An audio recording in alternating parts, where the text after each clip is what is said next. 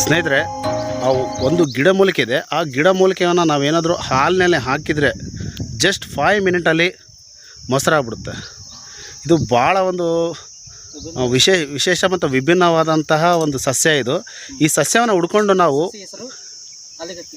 ಈ ಸಸ್ಯದ ಹೆಸರು ಅಲಿಗತ್ತಿ ಗಿಡ ಅಂತೇಳಿ. ನಾವು ಈ ಸಸ್ಯ ಎಲ್ಲಿ ಸಿಗುತ್ತೆ ಅಂದರೆ ಇದು ಬೆಟ್ಟದಲ್ಲಿ ಸಿಗುತ್ತೆ, ಅಂದರೆ ಗುಡ್ಡದಲ್ಲಿ ಸಿಗುತ್ತೆ. ಈ ಗುಡ್ಡದಲ್ಲಿ ಇವತ್ತು ನಾವು ಬಂದಿದ್ವಿ, ಆ ಸಸ್ಯವನ್ನು ಹುಡುಕ್ತಿದ್ವಿ. ಸಾರು ಭಾಳ ವರ್ಷ ಆಯಿತು ಅದು ಸಸ್ಯ ನೋಡಿ. ಸ್ವಲ್ಪ ಸಿಗೋದು ಕಷ್ಟಪ್ಪ, ಸ್ವಲ್ಪ ಹುಡುಕ್ಬೇಕಂತಂದರೆ ಅದಕ್ಕೆ ಅದು ಹುಡುಕ್ತಿದ್ದೀವಿ. ಈಗೇನು ಸಾರು ಇಲ್ಲೇ ಇದೆ ಅಂತ ಹೇಳ್ತಿದ್ದಾರೆ. ಬಂದಿದ್ದೀವಿ, ನಾವು ಅಲ್ಲೇ ಬಂದಿದ್ವಿ. ಇನ್ನೇನು ಅದು ಸಿಗುತ್ತೆ, ನಾನು ನಿಮ್ಗೆ ತೋರಿಸಿ ನಿಮ್ಮ ಎದುರುಗಡೆನೇ ಅದು ನಾವು ಅದು ಪ್ರಯೋಗ ಮಾಡ್ತೀವಿ. ಆದರೆ ಹಾಲು ಕೂಡ ತಂದಿದ್ದೀವಿ. ಆ ಹಾಲಿನಲ್ಲಿ ಹಾಕ್ತೀವಿ, ಅದು 5 ನಿಮಿಷದಲ್ಲಿ ಮೊಸರಾಗುತ್ತೆ. ಇದು ಒಂಥರ ಭಾಳ ಒಂದು ಕುತೂಹಲ ಇದೆ ನನಗೂ ಕೂಡ. ನಾನು ಫಸ್ಟ್ ಟೈಮ್ ಈ ಥರ ನೋಡ್ತಾ ಇರೋದು. ಅದು ನಿಮ್ಮ ಎದುರಿಗೆ ತೋರಿಸ್ಬೇಕಂತ ನನಗೆ ಭಾಳ ದಿನದಿಂದ ಒಂದು ಆಸಕ್ತಿ ಇತ್ತು. ಅದು ಇವತ್ತು ನೆರವೇರಿದೆ ಸಾರು ಜೊತೆಗೆ. ಬನ್ನಿ, ಅದು ಹೇಗೆ ಆಗುತ್ತೆ ಅದನ್ನು ನೋಡೋಣ ಬನ್ನಿ.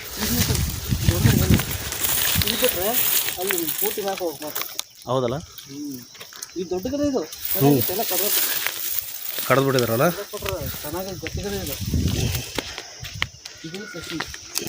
ಇದೇನಾ ಸರ್ ಅದು? ಇದೆ, ಅದಕ್ಕೆ ಸಸಿ. ಓಹೋ, ಇದರಿಂದ ಮೊಸರಾಗತ್ತಾ? ಇದೆ ಸಸಿ. ಓಹೋ, ಮಳೆ ಬಂದಿದ್ದರಿಂದ ಎಲ್ಲ ಉದುರೋಗ್ಬಿಟ್ಟಿದೆ. ಹೊಸದಾಗಿ ಚಿಗುರು ಬಂದಿದೆ. ಸರ್ ತಗೊಳ್ರಿ ಹಾಲು, ನೋಡಿ ಪ್ರಯೋಗ ಆಗಬಿಡಲಿ. ಸ್ವಲ್ಪ ಮುಂದೆ ಇರಲಿ.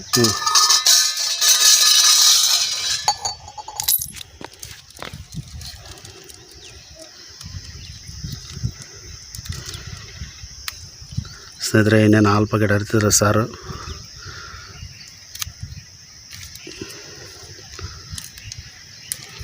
ಸರ್, ಇದು ಹೇಗೆ ನೀವು ಕಂಡುಹಿಡಿದ್ರಿ ಸರ್? ಇದು ಹೇಗೆ ಗೊತ್ತಾಯ್ತು ನಿಮಗೆ? ನಾವು ಚಿಕ್ಕವರಿದ್ದಾಗೆಲ್ಲ ಹಾಂ ಸರ್, ಕುರಿ ಹಾಡು ಎಲ್ಲ ಗೂಡಲ್ಲೇ ಹೋಗ್ತಿದ್ವಿ. ಹಾಂ ಸರ್. ಆ ಸಮಯದಲ್ಲಿ ಈ ಒಂದು ಸಸ್ಯಗಳ ಬಗ್ಗೆ ನಮಗೆ ಗೊತ್ತಾಯಿತು. ಹಾಂ ಸರ್.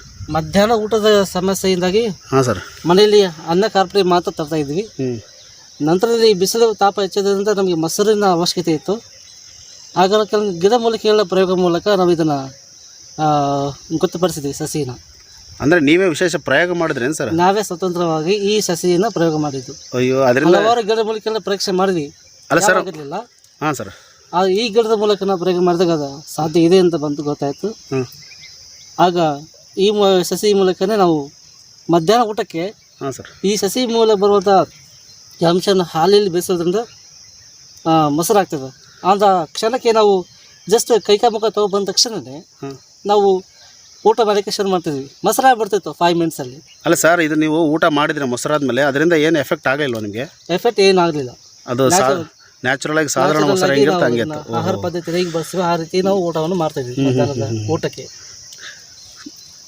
ಸಾರು ಹಾಕ್ತಿದ್ರೆ ಹಾಲಿಗೆ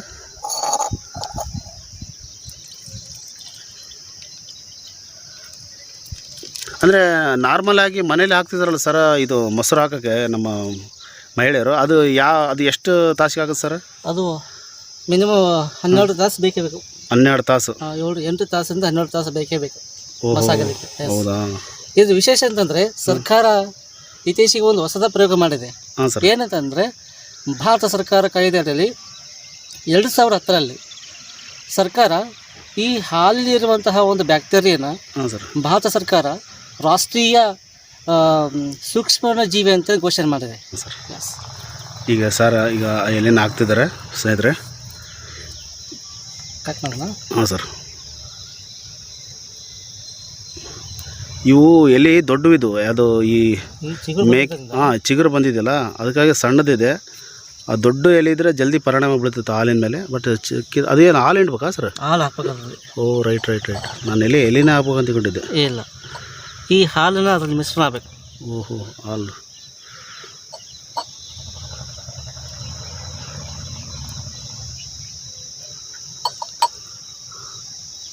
ಸರ್, ಇಲ್ಲಿ ದೊಡ್ಡದಿದೆ. ಇದು ಬರುವಂಥ ಹಾಲನ್ನು ಇದರಲ್ಲಿ ಮಿಶ್ರಣ ಮಾಡಬೇಕು. ಹಂಗಾದ್ರೆ ಅದು ಮೊಸರಾಗುತ್ತೆ. On the ಸ್ಪಾಟಲ್ಲಿ ಮೊಸರಾಗುತ್ತೆ.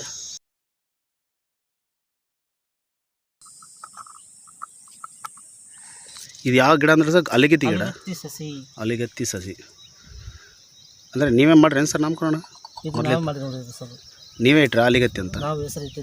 ಓಹೋ, ಹೆಸರು ಬೇರೆ ನೀವು. ಹ್ಞೂ. ಅಲ್ಲ, ಇನ್ಮೇಲೆ ಜನ ಇದನ್ನೇ ಕಟ್ತೀರಿ ಸರ್? ಬೇರೆ ಬೇರೆ ಕರಿಬೋದು. ಇಲ್ಲ ಇಲ್ಲ ಇದು ಅಷ್ಟು ಜನರಿಗೆ ಗೊತ್ತಿಲ್ಲ ಅಂದ್ಕೊಳ್ತೀನಿ, ಮಾಹಿತಿ ಇಲ್ಲ, ಸಸಿ ಗಿಡದ ಬಗ್ಗೆ ಮಾಹಿತಿ ಇಲ್ಲ. ನಾನೇ ಭಾಳ ಶಾಕ್ ಆದೆ ಈ ಥರ ಕೇಳಿದ ತಕ್ಷಣ. ಅದು ಯಾವ ರೀತಿ ಇರ್ತದೆ, ಹೆಂಗೆ ಆಗುತ್ತೆ ಅನ್ನೋ ನನಗೆ ಒಂದು ಕ್ಯೂರಿಯಾಸಿಟಿ ಉಟ್ಕೊಂತು. ಖಂಡಿತ ಇದು ನಮ್ಮ ವೀಕ್ಷಕರಿಗೂ ಗೊತ್ತಿರಲ್ಲ ಅಂತ ಒಂದು ಭರವಸೆ ಮೇಲೆ ಈ ಒಂದು ವಿಡಿಯೋ ಮಾಡ್ತಿದ್ದೀನಿ. ಸ್ನೇಹಿತರೆ, ನಿಮಗೆ ಗೊತ್ತಿದ್ದರೆ ಇದ್ರ ಗಿಡದ ಬಗ್ಗೆ ನೀವು ಮುಂಚೆನೇ ಕಮೆಂಟ್ ಮಾಡಿ. ಸಸಿಗಳನ್ನ ಹಾಕಿದ ನಂತರ ತೆಗೆದು ಹಾಕಿಬಿಡ್ಬೇಕು. ನಂತರದಲ್ಲಿ ಒಂದು 5 ನಿಮಿಷ ಬಿಟ್ಟು ಇದು ನಾವು ಗುಪ್ತ ಗಾಳಿ ಆಡೋದಂಗೆ ಮುಚ್ಚಿಡಬೇಕು. ಓಹೋ, ಮುಚ್ಚಾದ್ಮೇಲೆ ಆಗುತ್ತೆ ಸರ್? ಅದು ಮುಚ್ಚಾದ 5ರಿಂದ ಹೆಚ್ಚು ಕಮ್ಮಿ 10 ನಿಮಿಷ ಒಳಗಡೆ ಇದು ಮೊಸರು ಆಗ್ಬಿಡುತ್ತೆ. ಮೊಸರು ಆಗ್ಬಿಡುತ್ತೆ. ಎಸ್, ಒಟ್ಟು ಅದು ಗಾಳಿ ಆಡಬಾರ್ದು. ಗಾಳಿ ಆಗಬಾರ್ದು. ಓಹೋ ಓಕೆ ಓಕೆ ಓಕೆ. ಕಾದು ನೋಡಿ ಸ್ನೇಹಿತರೆ, 5 ನಿಮಿಷ ಬಿಟ್ಟು ನೋಡೋಣ. ಇದು ಮೊಸರಾಗಿದೆ ಅಂತ ಹೇಳ್ತಾರೆ ಸರ್. ನೋಡೋಣ ಮೊಸರಾಗಿದೆ ಇನ್ನು ಹಾಲಾಗಿ ಹೇಳೋದಂದ್ರೆ ನಿಮ್ಗೆ ಗೊತ್ತಾಗ್ಬಿಡುತ್ತೆ. ಬಾಯಿ ಮುಚ್ಚಿ ಹೇಳ್ದಂಗೆ ಭಾರತ ಸರ್ಕಾರ 2010ರಲ್ಲಿ ರಾಷ್ಟ್ರೀಯ ಸೂಕ್ಷ್ಮಾಣುಜೀವಿ ಎಂದು ಘೋಷಿಸಿದ ನಂತರ ಆ ಹಾಲಿನಲ್ಲಿರುವಂಥ ಬ್ಯಾಕ್ಟೀರಿಯಾದ ಹೆಸರೇನು ಅನ್ನೋದು ಹೇಳಿಲ್ಲ ನಾನು. ಇವತ್ತು ಭಾರತ ಸರ್ಕಾರ ಅನೇಕ ಯೋಜನೆ ಮೂಲಕ ಕಾರ್ಯಗತಗೊಳಿಸುತ್ತೆ. ಓಕೆ, ನಾವು ಮನೇಲಿ ಬಳಸುವಂಥ ಹಾಲಿನಲ್ಲಿ ಈ ಬ್ಯಾಕ್ಟೀರಿಯಾ ಬಗ್ಗೆ ಕೆಲವು ಪರಿಚಯ ಮಾಡ್ತೀನಿ. ಇವತ್ತು ನಾವು ಹಾಲನ್ನು ತಂದ ನಂತರ ಅದು 12 ತಾಸಿಗೆ ಬರುವಂಥ ಹಾಲು ಕಾಸಿದರೆ ಅದು 24 ಗಂಟೆ ಕಾಲ ಆ ಹಾಲನ್ನು ರಕ್ಷಿಸ್ತಕ್ಕಂಥ ಕೆಲಸ ಆ ಬ್ಯಾಕ್ಟೀರಿಯಾ ಮಾಡುತ್ತೆ. ನಂತರ ಆ ಹಾಲು ಕಾಸಿದ್ರೆ ಅದರಿಂದ ಮೊಸರು ಮಾಡಿದರೆ ಆ ಮೊಸರನ್ನು ಸಂರಕ್ಷಣೆ ಮಾಡ್ತಕ್ಕಂಥ ಶಕ್ತಿ ಆ ಬ್ಯಾಕ್ಟೀರಿಯಾ ಇದೆ. ಅದು ಮೊಸರು 3 ದಿನಗಳ ಕಾಲ ಸಂರಕ್ಷಣೆ ಮಾಡ್ತಕ್ಕಂಥ ಕೆಲಸ ಈ ಹಾಲಿನಲ್ಲಿ ಬರುವಂಥ ಬ್ಯಾಕ್ಟೀರಿಯಾ ಆಗಿರ್ತದೆ. ನಂತರ ಆ ಹಾಲಿನಿಂದ ಬರುವ ಒಂದು ಮೊಸರಿನಿಂದ ನಾವು ಬೆಣ್ಣೆ ತೆಗೆದ್ರೆ ಅದು 30 ದಿನಗಳ ಕಾಲ ಸಂರಕ್ಷಿಸ್ತಕ್ಕಂಥ ಕೆಲಸ ಈ ಬ್ಯಾಕ್ಟೀರಿಯಾ ಮಾಡುತ್ತೆ. ಆ ಬೆಣ್ಣೆಯಿಂದ ನಾವು ತುಪ್ಪ ಮಾಡಿದರೆ ಆ ತುಪ್ಪ 1 ವರ್ಷಗಳ ಕಾಲ ಆ ತುಪ್ಪವನ್ನು ಸಂರಕ್ಷಣೆ ಮಾಡ್ತಕ್ಕಂಥ ಕೆಲಸ ಈ ಹಾಲಿನ ಬರುವಂಥ ಬ್ಯಾಕ್ಟೀರಿಯಾ ಆಗಿರುತ್ತೆ. ಆ ಬ್ಯಾಕ್ಟೀರಿಯಾದ ಹೆಸರು ಏನು ಅಂತ ಕುತೂಹಲ ಇದೆ ನಿಮಗೆ. ಈಗ ಹೇಳ್ತೀನಿ ಅದ್ರ ಬಗ್ಗೆ. ಇವತ್ತು ಮನುಷ್ಯನ ಒಂದು ಆರೋಗ್ಯದ ಹಿತದೃಷ್ಟಿಯಿಂದ ಇವತ್ತು ಹಾಲು, ಮೊಸರು, ಬೆಣ್ಣೆ, ತುಪ್ಪ ಹಲವಾರು ವಿಭಿನ್ನ ರೀತಿಯಲ್ಲಿ ಬಳಸ್ಕೊಂಡು ಹೋಗಿದ್ದೀವಿ. ಇವತ್ತು ಭಾರತ ಸರ್ಕಾರ ಈ ಕಾರ್ಯಕ್ರಮ ಮೂಲಕ ಏನು ಮಾಡಿದೆ, ಆ ಬ್ಯಾಕ್ಟೀರಿಯಾ ಹೆಸರನ್ನು ವಿಭಿನ್ನ ರೀತಿಯಲ್ಲಿ ಅದನ್ನು ನಮ್ಮ ಭಾರತ ಸಂವಿಧಾನದ ಭಾಷೆಯಲ್ಲಿ ಅದನ್ನು ಘೋಷಿಸಲಾಗುತ್ತೆ. 2010ರಲ್ಲಿ ಭಾರತ ಸರ್ಕಾರ ಈ ಒಂದು ಸೂಕ್ಷ್ಮಾಣುಜೀವಿನ ರಾಷ್ಟ್ರೀಯ ಸೂಕ್ಷ್ಮಾಣುಜೀವಿಯನ್ನು ಘೋಷಿಸಲಾಯಿತು. ಅದರ ಹೆಸರೇ ಲ್ಯಾಪ್ಟೋಬೆಸಿಲಸ್ ಡೆಬೋರಾಕಿ ಅನ್ನೋ ಒಂದು ಹೆಸರನ್ನು ನಾಮಕರಣ ಮಾಡಲಾಗಿದೆ. ಸರ್, ಲ್ಯಾಪ್ಟೋಬೆಸಿಲಸ್ ಡೆಬೋರಾಕಿ. ಲ್ಯಾಪ್ಟೋಬೆಸಿಲಸ್ ಡೆಬೋರಾಕಿ ಸರ್. ಈಗ ಈ ಬ್ಯಾಕ್ಟೀರಿಯಾದ ಹೆಸರು. 10 ನಿಮಿಷ ಆಗಿದೆ. ಸ್ನೇಹಿತರೆ, ಈಗ ನಾವು ಅಂದ್ಕೊಂಡ ಸಮಯ ಆಗಿದೆ. ಈಗ ಮೊಸರು ಆಗಿರ್ತೀವಿ ಅಂದ್ಕೊಂಡ್ವಿ. ಈಗ ನಮ್ಮ ಸಾರು ತೆಗಿತಿದ್ದಾರೆ. ಸರ್ ತೆಗೀರಿ. ಮೊಸರು ಆಗಿದೆಯಾ ಇಲ್ವಾ ನೋಡ್ರಿ. ಓ ಮೈ ಗಾಡ್, ಆಗ್ಬಿಡಿದಲ್ಲ. ಆಗಿತ್ತು ನೋಡಿ ಮೊಸರು, ಗಟ್ಟಿ ಮೊಸರು ನೋಡಿ. ಓ ವಂಡರ್, ನಿಜಕ್ಕೂ ಶಾಕ್ ಬಿಡ್ರಿ ಸರ್. ನೋಡಿ ಸರ್, ನೋಡಿ ಸ್ನೇಹಿತರೆ, ಯಾವ ರೀತಿ ಗಟ್ಟಿದೆ ನೋಡ್ರಿ. ಬೀಳ್ತದ ನೋಡ್ರಿ, ನಾನು ಆಲ್ರೆಡಿ ಈ ಗ್ಲಾಸ್ನ ನಾನು ಬಗಿಸಿದ್ದೀನಿ. ಕೆನೆ ಮೊಸರು. ಓ ಸಾರ್, ನಿಜಕ್ಕೆ ಅದ್ಭುತ ಸರ್. ನಾನು ನಿಜಕ್ಕೆ ಏನು ಅಂದ್ಕೊಂಡಿದ್ದೆ, ನಿಜ ಭಾಳ ವಂಡರ್ ಬಿಡಿ ಸರ್. ಸಾರ್ ಹೇಳಿದ್ರು ಇದು ಒಂದು 5 ನಿಮಿಷ ಅಂದ್ಕೊಂಡಿದ್ದೀನೋ, ಒಂದು 10-15 ನಿಮಿಷ ಆಯ್ತು. ಯಾಕಂದರೆ ಈ ಬಿಸಿಲುಗಾಲದಲ್ಲಿ ಬಂದಿರೋದ್ರಿಂದ ಈ ನೋಡಿರಿ ಎಲೆಗಳು, ಈ ಎಲೆಗಳು ಒಣಗಿದೆಯಲ್ಲ, ಇದರಲ್ಲಿ ಭಾಳಷ್ಟು ಹಾಲುಗಳು, ಇದರಲ್ಲಿ ಹಾಲು ಭಾಳ ಇರ್ತವೆ. ಈ ಹಾಲನ್ನು ಆ ಹಾಲಲ್ಲಿ ಹಾಕ್ಬಿಟ್ರೆ ಜಲ್ದಿ ಆಗ್ಬಿಡುತ್ತೆ ಮೊಸರು.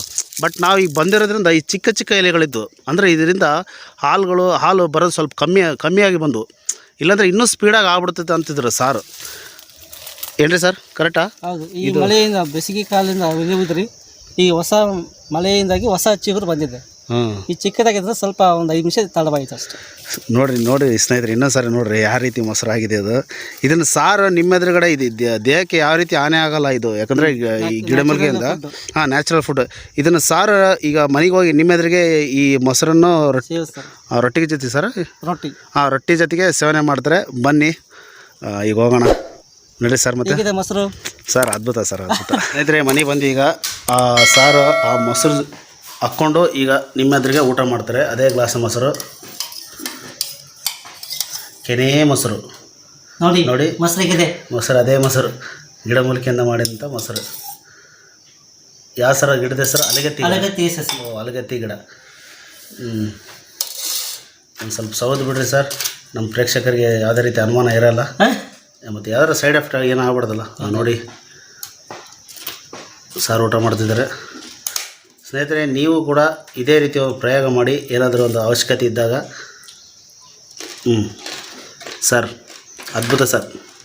ಓಕೆ ಸರ್, ಇದೇ ರೀತಿ ನೀವು ಇನ್ನೂ ಅನೇಕ ಸಸ್ಯಗಳ ಬಗ್ಗೆ ಹೇಳಿದ್ರಿ, ಅದು ನಮ್ಮ ವೀಕ್ಷಕರಿಗೆ ಹೇಳ್ತೀರಾ ಇನ್ನು ಯಾವ್ಯಾವ ರೀತಿ ಪ್ರಯೋಜನ ಆಗ್ತವೆ, ಯಾವ್ಯಾವ ಸಸ್ಯ ಅಂತ? ಸಾಕಷ್ಟು ವಿಷಯಗಳಿದೆ. ನಾವು ಪ್ರಕೃತಿಯಲ್ಲಿ ಬರುವ ಪ್ರತಿಯೊಂದು ಗಿಡ ಸಸಿಗಳಲ್ಲೂ ಒಂದು ಔಷಧಿ ಗುಣಗಳು ಹೊಂದಿರತಕ್ಕಂಥದ್ದು. ಇದ್ರ ಬಗ್ಗೆ ಮುಂದಿನ ದಿನದಲ್ಲಿ ಹೊಸ ಹೊಸ ಪ್ರಯೋಗದ ಮೂಲಕ ತಮ್ಮ ಮುಂದೆ ಬರ್ತೀನಿ. ಮುಂದಿನ ವಾರ ಅದು ಸರ್ ಅದ್ಯಾವುದು ಹೇಳೋದು, ಚೇಳು ಕಡಿದ್ರೆ, ಹಾವು ಕಡಿದ್ರೆ? ಪ್ರಕೃತಿಯಲ್ಲಿ ಮನುಷ್ಯನಿಗೆ ಕೆಲವು ವಿಷಪೂರಿತ ಹಾವು, ಚೇಳು ಕಡಿತವು ಸಾಮಾನ್ಯವಾಗಿ. ಅದರಿಂದ ಒಬ್ಬ ಮನುಷ್ಯನನ್ನು ತನ್ನ ರಕ್ಷಿಸಿಕೊಳ್ಳೋಕ್ಕೆ ಏನೆಲ್ಲ ಪ್ರಯೋಗ ಮಾಡ್ಬೋದು ಅನ್ನೋಕ್ಕೆ ನಾನೊಂದು ಸಸಿಯನ್ನು ಪರಿಚಯ ಮಾಡ್ತೀನಿ. ಮುಂದಿನ ವಿಡಿಯೋದಲ್ಲಿ ಕಾನೂನಿ. Okay sir, thank you sir. Okay sir. ಸ್ನೇಹಿತರೆ, ನೋಡಿದ್ರಲ್ಲ, ಈ ವಾರ ಈ ಒಂದು ವಿಭಿನ್ನವಾದ ಸಸಿಯನ್ನು ಪರಿಚಯ ಮಾಡಿಸಿದ್ರು ಸರ್. ಇದರಿಂದ ಹಾಲು 5 ನಿಮಿಷದಲ್ಲಿ ಮೊಸರಾಗುತ್ತೆ ಅನ್ನೋದನ್ನು ನಾವು ನೋಡಿದ್ವಿ. ಅದೇ ರೀತಿ ಮುಂದಿನ ವಾರ ಒಂದು ಇನ್ನೂ ವಿಭಿನ್ನವಾದ ಒಂದು ಸಸ್ಯದೊಂದಿಗೆ ನಾನು ನಿಮ್ಮ ಮುಂದೆ ಭೇಟಿ ಆಗಲಿದ್ದೇನೆ ಸ್ನೇಹಿತರೆ. ಇದೇ ರೀತಿ ನನ್ನ ಚಾನಲ್ ನೋಡ್ತಾಯಿರಿ, ನಾವು ಸಪೋರ್ಟ್ ಮಾಡ್ತೀರಿ. ಸಬ್ಸ್ಕ್ರೈಬ್ ಇನ್ನೂ ಯಾರು ಆಗಿಲ್ಲ, ಆಗಿ ಲೈಕ್ ಮಾಡಿ, ಹಾಗೂ ನಿಮ್ಮ ಅನಿಸಿಕೆಗಳನ್ನು ಕಮೆಂಟ್ ಮಾಡಿ. ನಾನು ಮುಂದಿನ ವಿಡಿಯೋದೊಂದಿಗೆ ಮತ್ತೆ ನಿಮ್ಮನ್ನು ಭೇಟಿ ಆಗ್ತೀನಿ. ನಮಸ್ಕಾರ.